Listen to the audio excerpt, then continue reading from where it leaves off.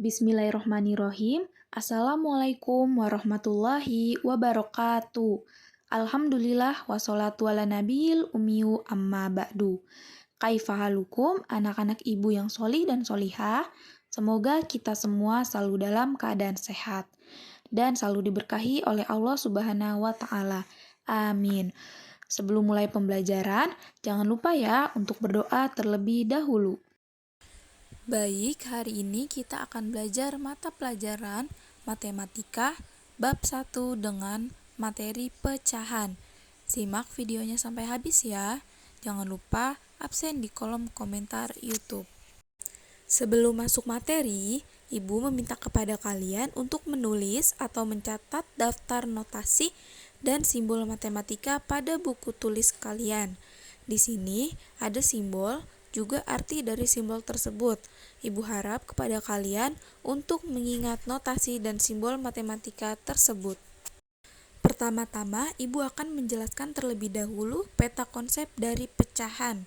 Dalam bab pecahan di kelas 4 ini, kita akan membahas arti pecahan, pecahan senilai, dan bentuk pecahan. Nah, bentuk pecahan itu terdiri atas pecahan biasa, pecahan campuran, pecahan desimal, dan persen. Dari bentuk-bentuk pecahan, kita dapat mengubah pecahan, kita juga dapat menaksir hasil operasi pecahan. Dewi sedang belajar arti pecahan. Untuk itu, ia memahami pecahan dengan menggunakan kertas yang dipotong-potong. Kertas itu dipotong menjadi 2 bagian. Potongan kertas itu mempunyai ukuran yang sama. Dewi mengambil 1 bagian. Dewi bergumam, "Oh, berarti ini 1 dari 2 bagian.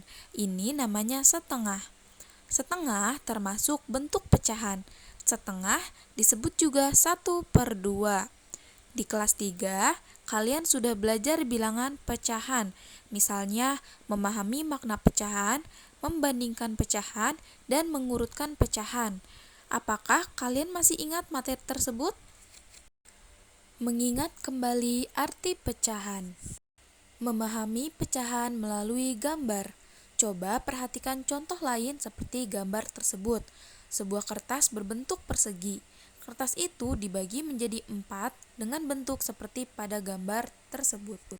Sekarang amati dan lengkapilah. Di sini sudah ada 2 bangun A dan bangun B. Pada bangun A, daerah yang diarsir hanya ada 1. Maka daerah yang diarsir mewakili 1 dari 4 bagian. Bisa ditulis 1/4. Sedangkan yang B, daerah yang diarsir ada 2 bagian. Maka daerah yang diarsir mewakili 2 dari 4 bagian. Ditulis 2/4. Sekarang amati sekali lagi bentuk pecahan 1/2. Bilangan 1, bilangan yang di atas tanda per, dinamakan pembilang dari pecahan 1/2. Bilangan 2, bilangan yang di bawah tanda per, dinamakan penyebut dari pecahan 1/2. Ayo diingat kembali. Misalkan ditentukan pecahan A/B. A dinamakan pembilang, B dinamakan penyebut. Ayo coba kita bersama-sama kerjakan soal tersebut. Kita kerjakan dulu bangun yang A. Bangun yang A adalah persegi. Di sini ada 3 yang diarsir dari 4 bagian. Maka pecahannya adalah 3/4. Kemudian pembilangnya adalah 3 dan penyebutnya adalah 4. Nah, untuk bagian yang B, C, dan D, kalian bisa kerjakan sendiri dan tulis di buku tulis kalian. Memahami pecahan sebagai bentuk pembagian. Ketika kamu memahami arti pecahan, kamu diberikan contoh berupa buah apel yang dibagi menjadi 2 bagian yang sama. 1 bagian menyatakan bilangan 1/2. Perhatikan, arti pecahan itu dapat dinyatakan dengan cara berikut. 1 apel dibagi 2, hasilnya 1/2. Hal ini dapat diartikan bahwa 1/2 sama dengan 1 dibagi 2. Dengan contoh lain, Bilangan pecahan 4/8 sebenarnya dapat juga diartikan sebagai 4 dibagi 8. Adapun cara menghitungnya akan kalian pelajari pada pecahan desimal. Jika terdapat pecahan A per B, A pembilang dan B penyebut, sebenarnya dapat diartikan sebagai A dibagi B. Pembilang adalah bilangan yang dibagi, sedangkan penyebut adalah bilangan pembagi. Ayo berlatih. Nyatakan setiap pecahan berikut sebagai pembagian. Nomor 1. Ada pecahan 3/5. Jika dinyatakan sebagai pembagian, maka diubah menjadi 3 dibagi 5. Nah, untuk nomor 2 sampai nomor 5, kalian bisa kerjakan sendiri di buku tulis kalian. Membandingkan pecahan. Membandingkan dua bilangan bertujuan untuk mengetahui pecahan itu nilainya sama atau tidak. Pecahan yang nilainya sama akan kita bahas di subbab pecahan senilai. Kali ini kita akan membahas pecahan yang lebih besar atau lebih kecil. Untuk memahami cara membandingkan dua bilangan pecahan, coba kamu jawab pertanyaan-pertanyaan berikut. Misalnya ada sebuah lingkaran. Jika lingkaran itu dibagi dua, maka setiap bagian nilainya 1/2. Jika lingkaran dibagi 3, maka setiap bagian nilainya 1/3. Manakah yang lebih besar, 1/3 atau 1/2? Jika lingkaran itu dibagi 4, maka setiap bagian nilainya 1/4. Manakah yang lebih besar, 1/4 atau 1/3? Kemudian, jika lingkaran itu dibagi 5, maka setiap bagian nilainya 1/5. Manakah yang lebih besar, 1/5 atau 1/4? Tentu, kalian dapat menjawab soal-soal di atas dengan mudah. Pertanyaan pertama, tentu kamu menjawab 1/3 lebih kecil daripada 1/2.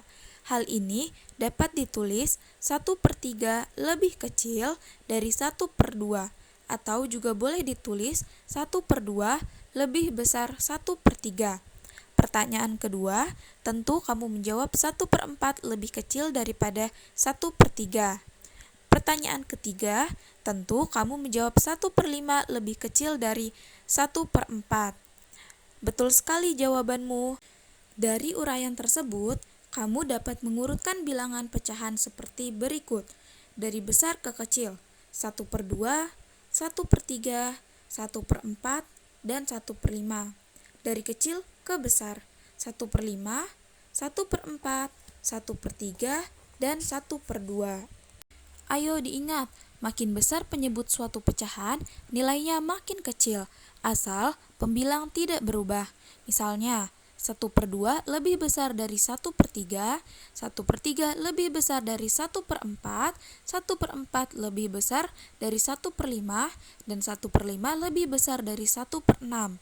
Cara lain untuk membandingkan pecahan adalah dengan menyamakan penyebut. Jika penyebut sudah sama, tinggal memperhatikan pembilangnya saja. Hal ini dapat dilakukan menggunakan trik berikut. Trik membandingkan pecahan. Ada cara yang mudah untuk membandingkan dua pecahan, A per B dan C per D. Jika A dikali D lebih besar dari B dikali C, maka A per B lebih besar dari C per D. Misal kita akan membandingkan bilangan 1/2 dengan 1/5. Mana yang lebih besar? Kita tinggal kalikan silang. 1/2 dikali silang dengan 1/5. 1 dikali 5 dan 2 dikali 1. Tanda yang tepat mengisi titik-titik di atas adalah lebih besar. Jadi 1/2 lebih besar dari 1/5. Ingat, trik ini hanya boleh kalian gunakan jika sudah memahami konsep perbandingan pecahan. Baik anak-anak, cukup sekian yang dapat Ibu sampaikan. Semoga apa yang Ibu sampaikan dapat kalian pahami. Jangan lupa untuk membuat catatan atau rangkuman di buku tulis semenarik mungkin, kemudian kirim ke guru pengampu yaitu Ibu sendiri melalui Japri WhatsApp. Sekian yang dapat Ibu sampaikan. Kurang lebihnya Ibu mohon maaf. Kita tutup dengan doa penutup majelis. Subhanakallahumma wa bihamdika asyhadu alla ilaha illa anta astaghfiruka wa atubu ilaihi. Wassalamualaikum warahmatullahi wabarakatuh.